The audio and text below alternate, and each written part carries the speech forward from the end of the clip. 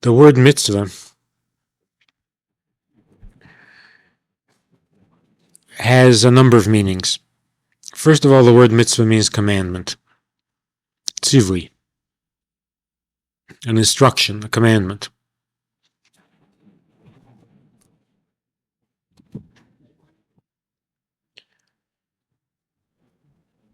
So that when God gives a mitzvah, gives us a commandment, He's basically giving us an instruction as to what we should or shouldn't do, depending on whether it's a positive commandment or a negative commandment. If we go by this definition of the word mitzvah, it would make sense, what we hear quite often and you read about it, that a mitzvah is a discipline, that the virtue, the benefit that comes from following mitzvahs is that it disciplines you. It gives your life a discipline, it gives your personality a discipline. It's a discipline. It's also humbling. You obey a commandment, it's a humble act. You disobey a commandment, it's the opposite of humble. Another meaning for the word mitzvah is joining. The word mitzvah means joining, connecting. So when God gives us a mitzvah, it's not only a commandment or an instruction, but it's also a method, a means through which we can join ourselves with Him. It joins us to Him. The simple analogy given for that is that if you have a very great king, and in his kingdom there's a very plain and simple person, the king and this simple person live in two different universes. The king's universe is totally unknown to the simple person, and the simple person is totally unknown to the king. Unless the king asks the simple person to run an errand for him. The very fact that the king asks him to do something for him creates a bridge, creates a connection between the universes, the worlds, in which the king and the simple man live their separate lives. If in fact the simple man does do something for the king, then that connection gets deeper. Because not only is the king aware of the simple man, and not only does the simple man feel that he somehow is recognized by the king, but he actually did something for the king. So the king recognizes not only the existence of the simple man, but also the usefulness. And the simple man not only is recognized by the king, feels recognized, but he also feels useful. If on top of that, when the simple man does this errand for the king, he does it with enthusiasm, with warmth, with feeling, then they're connected on three levels. They recognize each other's existence.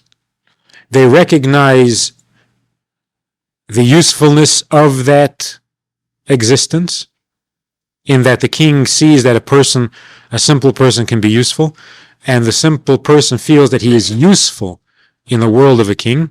But more than that, they actually get to like each other. Personal. So the mitzvah, regardless of what that act was, it serves as a bridge that brings together beings of two separate universes. In some cases, that's the only way, the only thing that can serve as a bridge.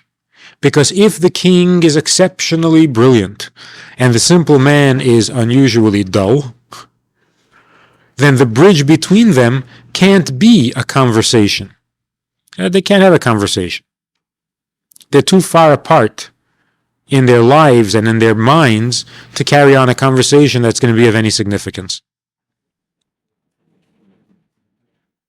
So on what level can they possibly meet? Only on the most basic level. The king has needs. And although these needs are very simple, they are still important to the king.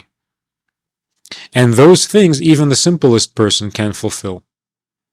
So the doing is the only bridge that can exist between two such different worlds. But thinking, meaning, intending, loving, these things can't exist. They're too far apart. An action can exist. No matter how far apart you are from another person, you can always do something for them. We should assume that every mitzvah is a two-way street. And that again, in general, our attitude towards God has to be one of a relationship. And a relationship has to be two ways. If it's one way, then it's not a relationship. So when God had created the world, by the very act of creation, there already existed a one-way relationship. God is the creator, we are the result. But that goes nowhere. So in addition to creation, God also revealed himself. Revelation. What's the point or the purpose of revelation? To make creation a two-way street. Otherwise it goes nowhere. So in a guideline, a rule of thumb, anytime you think about any aspect of Yiddishkeit, it has to make sense within the context of a relationship. As a matter of fact, it very rarely makes sense any other way. So to say that the mitzvahs were given for our benefit, so where's the relationship? That God is kind to us. He created us. He gives us health. He gives us intelligence. He even gives us mitzvahs that are good for us. Now what? So we do those mitzvahs. And you know what? If we do those mitzvahs, He will give us heaven. He will reward us for it. He'll give us a portion in the world to come. What is this, a one-way thing? We just take. He gives, we take.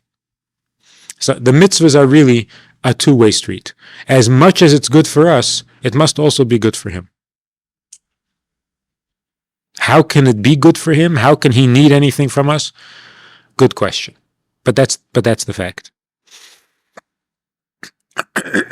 So, in this relationship, the word mitzvah itself means joining and connecting. But this explanation of how a mitzvah joins us is somewhat external, artificial. What we're saying is that the simple person and the king remain in two separate universes. But there's this object. The king needs his walking stick. The king needs his shoes, his slippers. And the slippers are over here, and the king is over there, and he doesn't want to bother to get up and take it. So if you bring him the slippers, then you're connected. But are you connected to the slippers? Is the king connected to his slippers? It's just an external thing. It's very nice that you can do something for a king. It feels very good. But to say that that joins you seems a little bit artificial. So that if mitzvah means joining, there must be a deeper meaning to it as well. Because how is it that doing this particular act,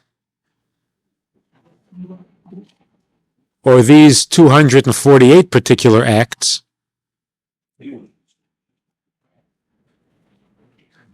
whether it's making a bracha or blowing shofar on Rosh Hashanah or sitting in a sukkah or any of the positive commandments, how is it that those things connect you to God? Of course, God said to do it, but that doesn't connect you to the mitzvah. And also, how is the mitzvah connected to God? So if this mitzvah is supposed to be a bridge between us and God, then it should be something that we relate to, should be something that we're connected to, and something that on the other end of the mitzvah, God is connected to it.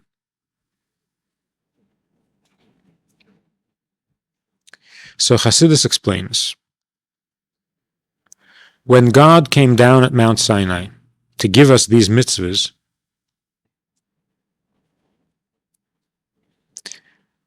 it wasn't that he had made up a set of rules, as necessary as rules may be. God made up a set of rules, and he wanted to tell us what those rules are. So he took us out of Egypt, gathered us at the foot of Mount Sinai, came down in thunder and lightning, and gave us the commandments. If God wanted to give us instructions on what we should and shouldn't do, why all this drama? This is Hollywood stuff. You want to tell us what we should do, so what's the difference whether we're sitting in Egypt or in Mesopotamia or in the foot of a mountain? Wherever we happen to be, come and tell us what we should do. What's with this shtick about going out of Egypt, crossing the sea with miracles? What for? What's all this for? And if he wanted a little privacy, he didn't want anybody else around, so he had to take us into a desert. It just doesn't seem... And the thunder and the lightning, what's that for?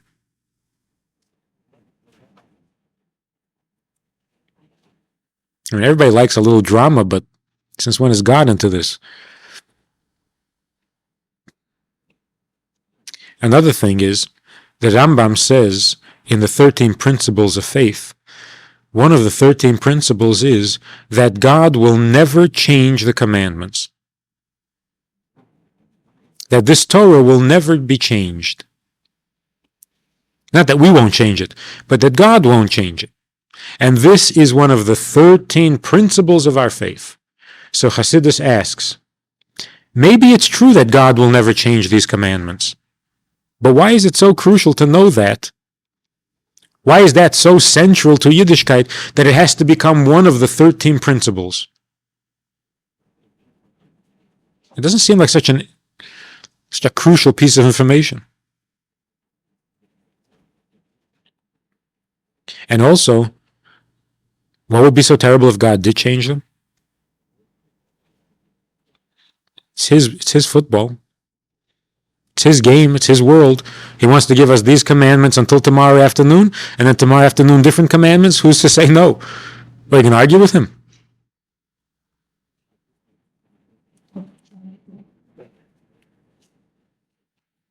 And doesn't it make sense, as some philosophers have actually argued, that just as a father raising his son gives the son certain instructions that are relevant to a child, like don't play on the highway and stay away from the razor blades and so on and so forth, but when he grows up, when the son is a little bit older, doesn't it make sense that the father now has to give him more adult instructions? He's outgrown or fulfilled or already satisfied the earlier instructions. Now he needs more advanced instruction. But it doesn't make any sense that a father should be able to give his son one set of instructions that will be relevant to the son no matter what age he is. As he gets older, he needs different instructions.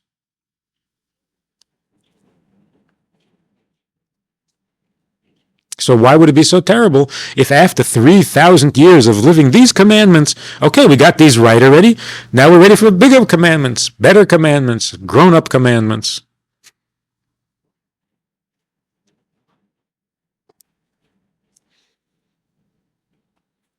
So again, Chassidus explains that when God came down at Mount Sinai, it wasn't to give us a set of instructions or a set of rules that were good for us, or that we needed to hear, or that will help us through life. The first word of the Ten Commandments, the first word of the revelation, is the word Anochi. Anochi Hashem Elokecha. I am God, your God. But the word Anochi, I am, is a strange word because it is not a Hebrew word. Or at least it wasn't until God used it as part of the Ten Commandments. The word in Hebrew for I is ani, not anochi.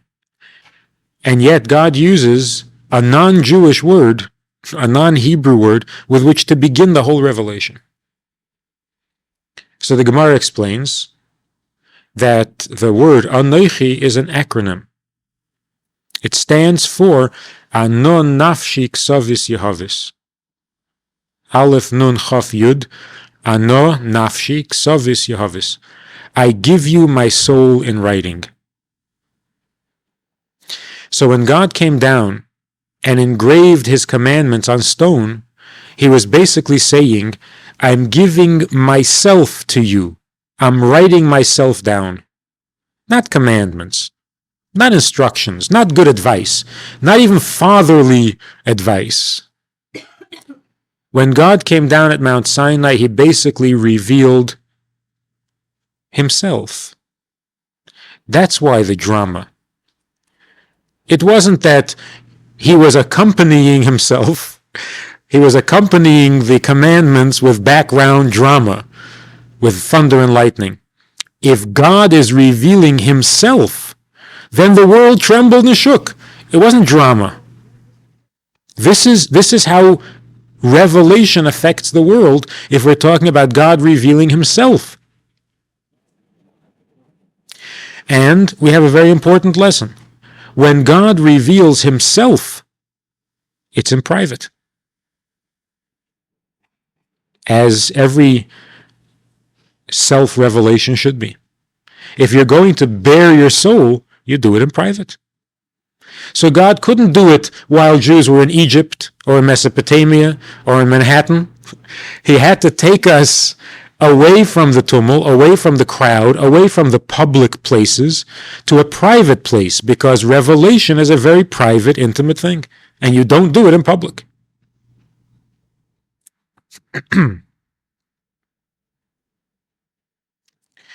Also, in order for the Jew to be able to survive such a revelation and not be overwhelmed and not be destroyed by it because of the intimacy of it, because of the power of it, we had to be prepared. We had to be conditioned.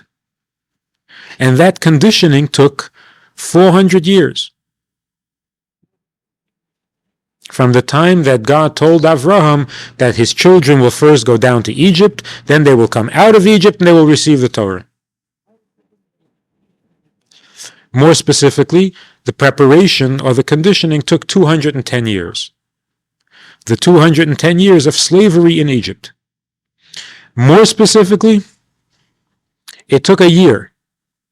The year in which Jews were still living in Egypt, but every month saw a new plague against the Egyptians. Or more specifically than that, it took 50 days. From the day they left Egypt until the day the Torah was given. 50 days. And that's why we count 50 days, the Sfira, from the second day of Pesach until Shavuos. Because those were the 50 days of preparation. But in today's language, in today's vocabulary, if a human being could bare his soul, could reveal himself as totally, as unhesitatingly as God did at Mount Sinai, he would today be considered the healthiest human being. Because we find that even when we try to do that, we can't. Even in the most intimate moments, we can't completely open ourselves up and bare our souls. We always hide something. We always hold something back. We always paint something over, never letting ourselves be known completely. But God has no such hang-ups. He says, I'm going to reveal myself because I want you to know me. And what is there to know about God? Whatever there is, he revealed at Mount Sinai. If somebody, even another human being, would reveal himself that way to you, you would be blown away. You'd be overwhelmed. You'd be scared. Because it's so intense and it's so true that it scares us. As for example, it says that when Moshe was wandering in the desert before he was sent down to take the Jews out of Egypt, and he saw the burning bush, and he approached it, and the Torah says that he was scared, he saw, and he was scared, and he fell on his face. So the Gemara says, what did he see? What did he see that makes him fall on his face? A burning bush, so. I mean, he wasn't a kid, he wasn't superstitious. He saw a bush burning, so what's the problem? You have to fall on your face. So the Gemara says, Ma ra, what did he see? Emes ra. He saw truth. He saw blatant, unadulterated truth. And whenever you see truth, you fall apart. Not necessarily in a negative way, in a positive way. But if the truth is too much for you to take, then as much as the falling apart is positive, it's not very useful. And that's why, in fact, it says that every commandment, every word that God spoke, with every word that God spoke, the Jews died. We passed out and had to be revived for the next commandment. What did we die from? God says, don't steal. So you're going to die from that. So you won't steal. You'll try not to steal. You promise not to steal. What's to die from it? God says, don't kill. No, so we have to faint. Besides which, everybody knew already that God doesn't like killing. From the time of Cain and Abel, we knew that God doesn't like killing. It wasn't even a new statement. So what were the people dying from? Not from the commandment, not from the instruction, but from the fact that God was being totally open. Writing his soul, putting his soul into writing himself down on paper, on marble.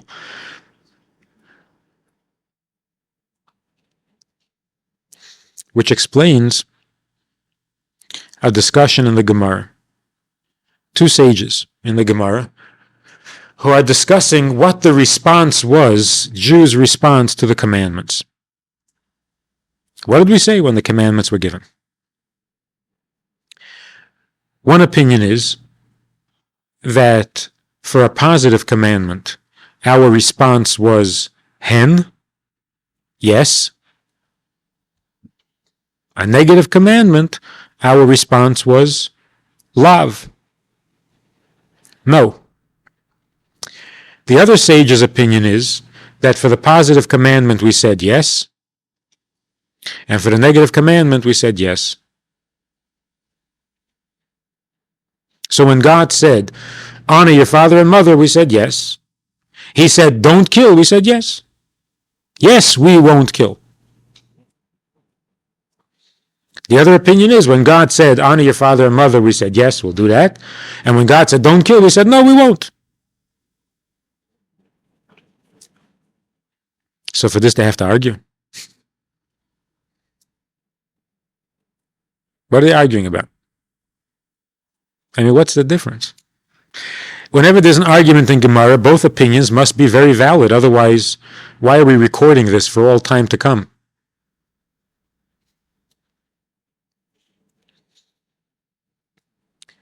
There are two opinions as to how we're supposed to approach commandments. One higher than the other. So one sage is giving us instruction on the basic level, how you're supposed to react to mitzvahs. The other sage is saying, yeah, but after that, there's a higher level that you're supposed to attain. So they're both talking about two different levels. They're not really arguing at all. The first sage says, when you hear a commandment, you respond to the commandment. You hear that God said you shouldn't do it, so you say, no, I won't do it. You hear that God says you should do it, so you say, yes, I will do it. You're responding to the commandment. And therefore, you can't respond the same way to a positive commandment as you do to a negative commandment. Different commandments, different responses. The other sage says, that's all true when you're responding to the commandment. Then you have to distinguish between positive and negative commandments. But you also have to respond to the commander beyond the commandment. And when you're responding to a commander, doesn't matter what he's saying, the answer is always yes. So one sage says that the Jews responded on a very basic level. They responded to the commandment. And therefore they had a different response for the different kinds of commandments. The other sage says, no, the Jews were on a higher level than that. The Jews weren't responding to commandments. They were responding to God. And therefore, when God said, honor your father and mother, we said, yes, whatever you say. He said, don't kill, we said, yes, whatever you say.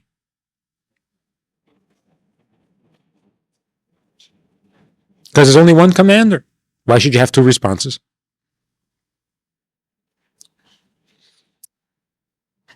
In other words, were we responding to what was being said, or were we responding to what was being revealed? What was being revealed was God himself. And therefore, on that higher level, our only response was yes. Yes to God. Therefore, the Rambam says, if you understand Torah properly, if you understand and appreciate what mitzvahs are, you will then realize that these mitzvahs can never be changed. It's not like God can give us another set of mitzvahs tomorrow. These mitzvahs are Him. This is Him. When He reveals Himself, what comes out is don't kill, don't steal, honor your father and mother, keep Shabbos. That's what comes out when God bears His soul. So what's going to be if He bears His soul tomorrow? Same thing will come out again. To say that He can give us different mitzvahs tomorrow means that we understand the mitzvahs that we have today as mere instructions that God thought up. And so the analogy, the question of, doesn't it make sense that after we grow up a little bit, God should give us adult commandments, now that we're finished with the child commandments? That's if you're talking commandments. That's true. The father doesn't give the same instruction to an adult child as he did to the child when he was a baby. But we're not talking about instructions. We're talking about the father letting himself be known to the child. It's the same father. It's not going to change because the child got older. The child may appreciate more of his father than he did when he was a child. As he grows older, he appreciates it more. But it's the same father. If a person is an angry person, there's some people, they're very severe people. When a severe person opens his mouth, what comes out? Anger, criticism. If a person is a very gentle person, what's going to come out when he opens his mouth? Kindness. If a person is a very evil person, what's going to come out of his mouth? When God opens his mouth, what comes out? Shabbos and tefillin, and that's what comes out. The Gemara is the negative commandments. When God allows himself to be seen, what do we see? Mitzvahs. That's what he is. Moshe asked God, let me see you. I want to see you. I want to get to know you better. Let me see you. So the Gemara says that there was a whole thing there with Moshe with a rock in the middle of the rock, and the rock split, and Moshe saw the back of God. So the Gemara says, what did he see? He saw the knot at the back of the tefillin. When you put tefillin on your head, so in the front of the head there is the box with the parchment chapters in it. And the back, you see where the straps are knotted before they separate and go down over the shoulders. So what did Moshe see when God revealed his back? He saw the knot of the tefillin. What does that mean? I'm sure there are many meanings to it, but basically what it means is that when you get to see God, you see mitzvahs, because that's what God is made of.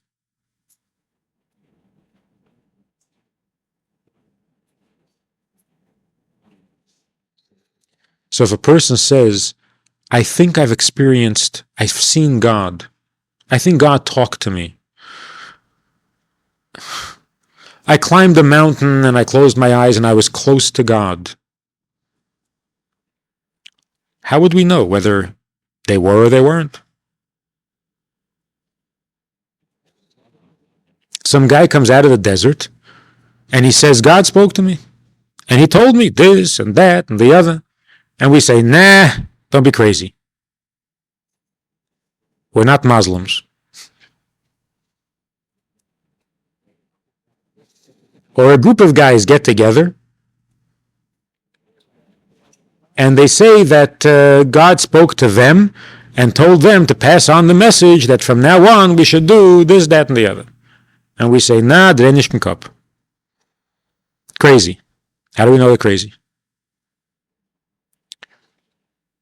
How do we know that they're wrong? How do we know to reject it? And when Moshe came and said, this is what God said, we didn't reject it.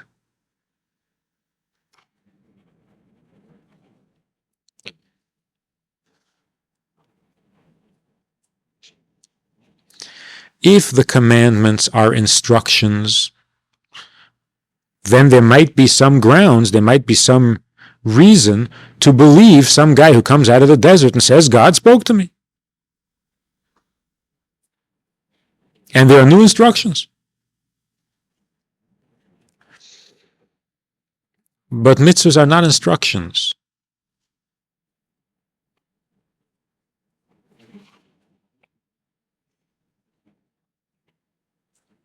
And what Jews experienced at Mount Sinai was not a set of Jewish laws that can sometimes be exchanged for some other laws.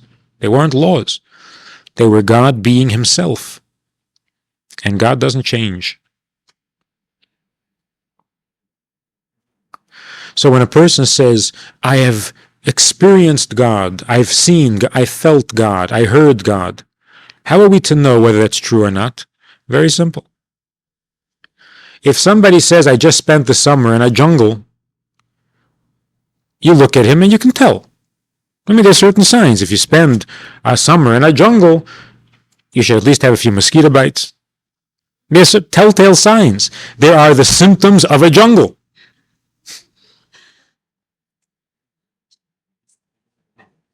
If somebody spent time in a desert, it should look like it. I mean, there are recognizable signs. If someone spent time in God's company, what kind of symptoms would we expect? Would we look for?